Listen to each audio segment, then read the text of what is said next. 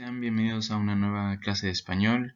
Hoy vamos a continuar con los dos temas que vimos la semana pasada, que son el sujeto y el predicado, y también estaremos hablando de la entrevista. Bueno, como habíamos visto la semana pasada, en una oración bimembre normalmente existen dos partes complementarias. Una parte es el sujeto, que es quien realiza la acción, y otra es el predicado, que es la acción plasmada en el verbo. Recordemos igual que el sujeto es el elemento de la oración que indica quién lleva a cabo la acción y que siempre concuerda en número y persona con el verbo. Por ejemplo, si decimos yo bailo, tú bailas o la casa es azul, el sujeto a lo que nos referimos es que siempre concuerda en número y persona con el verbo. Es decir, si estamos hablando de la primera persona del singular, que es yo, la conjugación es bailo. Entonces el sujeto va de acuerdo con el verbo. Lo mismo con tú bailas y la casa es. Ahora hablemos del núcleo del sujeto. El núcleo del sujeto suele ser un sustantivo y puede ser una persona, puede ser un animal, un objeto, concepto o cualquier otro tipo de entidad. Este núcleo, a su vez, puede tener modificadores directos e indirectos que pueden ser activos, artículos y nexos, pero eso ya será el tema de la próxima semana. Aquí tenemos tres ejemplos. El primero es las casas grandes estaban terminadas. El segundo es la casa de María estaba terminada. Y por último, mi casa y la de al lado estaban terminadas. Aquí otra vez vemos la concordancia entre el número del sujeto y el verbo. Y también vemos que en este caso los tres sujetos son diferentes, pero se refieren a un mismo tipo de objeto. Y por ejemplo, en el primero nada más estamos hablando del objeto, en el segundo ya nos referimos a una persona, y el tercero, vamos a verlo más adelante, son varios sujetos, pero como tal, todos al mismo tiempo ocupan el mismo rol de ser el sujeto. Ahora veremos que el sujeto se puede clasificar de distintas maneras. Por ejemplo, el primer caso es una clasificación según su presencia en la oración. Es decir, el sujeto puede ser expreso o tácito. El sujeto expreso está explícito en la oración, es representado con un núcleo. Por ejemplo, si decimos Juana compró huevos, ya el sujeto se encuentra en la palabra Juana. Cuando nos referimos al sujeto tácito, está presente en la oración, pero de forma implícita, es decir, no está representado con una palabra, pero se da a entender por el contexto. Si vemos el ejemplo fuimos de vacaciones, no hay como tal una palabra que nos refiera al sujeto, pero por la conjugación del verbo podemos decir que el sujeto tácito es nosotros. Vamos a ver algunos ejemplos. Comprar y vender acciones puede ser un buen negocio. Este es un caso de sujeto expreso, ya que comprar y vender acciones, esa acción como tal es el sujeto, es a lo que nos estamos refiriendo. Lo mismo sucede con nadar en las aguas del Caribe es una experiencia inolvidable. ¿Qué es una experiencia inolvidable? Nadar en las aguas del Caribe. El equipo fue suspendido por 3 fechas. Al igual que los dos anteriores, también es un caso de sujeto expreso, ya que aquí está muy sencillo, es el equipo como tal. Los 3 siguientes ya son de sujeto tácito. El primero es, sabrán por qué están aquí reunidos. Aquí es sujeto tácito de ustedes. El siguiente es, levántate ya mismo y ordena el cuarto. Aquí el sujeto tácito es tú. Aquí estos dos hasta ahorita nos hemos guiado por la conjugación del verbo. Y lo mismo sucede que en el último caso. Conoces Europa es un caso de sujeto tácito tú. Tú conoces y el pasado es tú levántate y el primero de los casos de sujeto tácito es ustedes sabrán. Ahora veremos que el tipo de sujeto también puede ser según la cantidad de núcleos. Tenemos dos casos, el sujeto simple y el sujeto compuesto. El sujeto simple tiene un solo núcleo que puede o no tener modificadores, que ya, como dije, es algo que vemos la próxima semana. Tenemos dos ejemplos. El perro está dormido. Ustedes estudiaron poco. Notemos que aunque es simple, y aunque tiene un solo núcleo, puede ser plural o singular. Es el perro o ustedes está en plural. En cambio, el sujeto compuesto Tiene dos núcleos de igual jerarquía y puede o no tener modificadores. Por ejemplo, Clara y Pedro llegarán temprano. Tú y yo sabemos la verdad. Aquí, ¿cómo podemos identificar que es compuesto? Porque por la palabra y. También vamos a ver en los ejemplos que vienen a continuación que también se puede usar la palabra o, pero ahí es donde notamos que es compuesto. Es Clara y Pedro. Tú y yo. Como mencioné ahorita, vamos a ver unos ejemplos. Por ejemplo, se vende ropa usada. Es una ropa usada. Bueno, digamos, es un sujeto simple porque es la ropa nada más. Las grandes frustraciones de mi madre, aunque es plural, nada más nos estamos refiriendo a un solo sujeto, que son las grandes frustraciones de mi madre. Por lo tanto, también es simple. Este país, de nuevo, es un sujeto simple. Aquí ya en el siguiente ya entramos al sujeto compuesto, que es Clara o Jacinta, te llevarán al aeropuerto. Aquí sí es un sujeto compuesto porque estamos hablando de Clara, que por sí misma podría ser un sujeto, o Jacinta, que por sí misma podría ser otro sujeto. Entonces juntamos dos sujetos en una sola oración, por lo tanto es compuesto. Lo mismo con el siguiente, que es el cuarto principal y el comedor, y el chocolate y el helado son mis postres favoritos. El chocolate por sí mismo puede ser mi postre favorito y el helado también. Entonces estamos hablando de dos sujetos al mismo tiempo. Por lo tanto, es una oración de sujeto compuesto.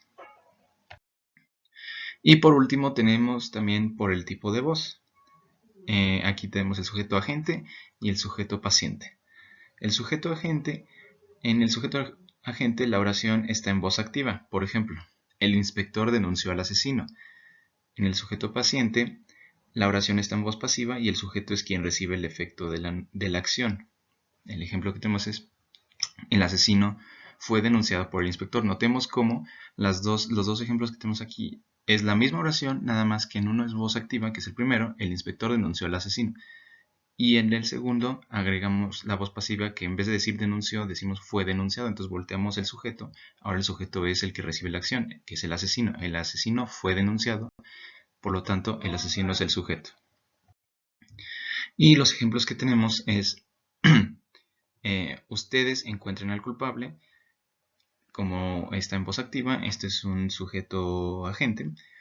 Lo mismo con el siguiente, y este ejercicio fue demasiado difícil, está en voz activa, por lo tanto este ejercicio es el sujeto.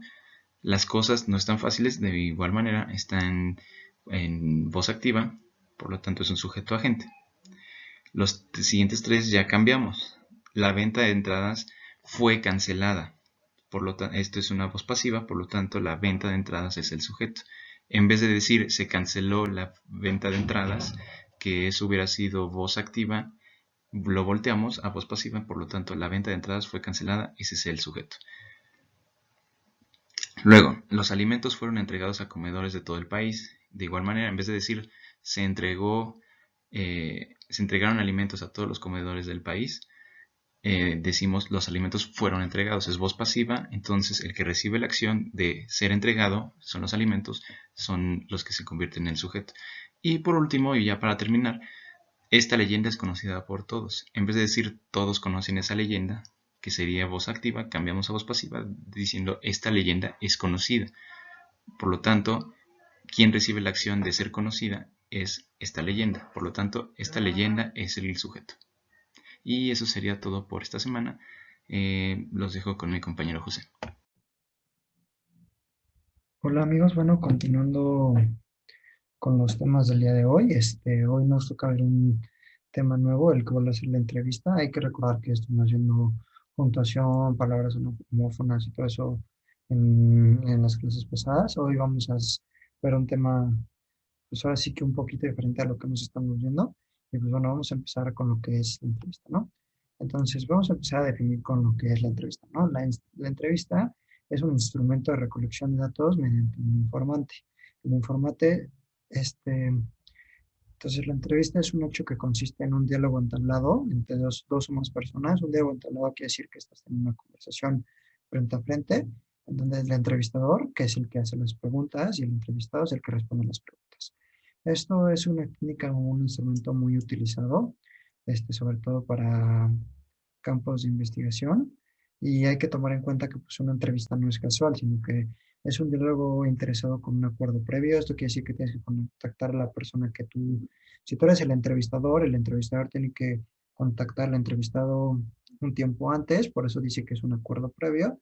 Debe haber expectativas por ambas partes, ¿no? Entonces, el objetivo de la entrevista es, entonces, el acuerdo y quieres preguntarle a la persona acerca de un tema o acerca de algo de su vida personal o acerca de un aspecto este, que a ti te interese como si eres el entrevistador, ¿no? Entonces, por eso es que existe un acuerdo previo y tienes que tener como un tema en específico de lo que quieras hablar, ¿no?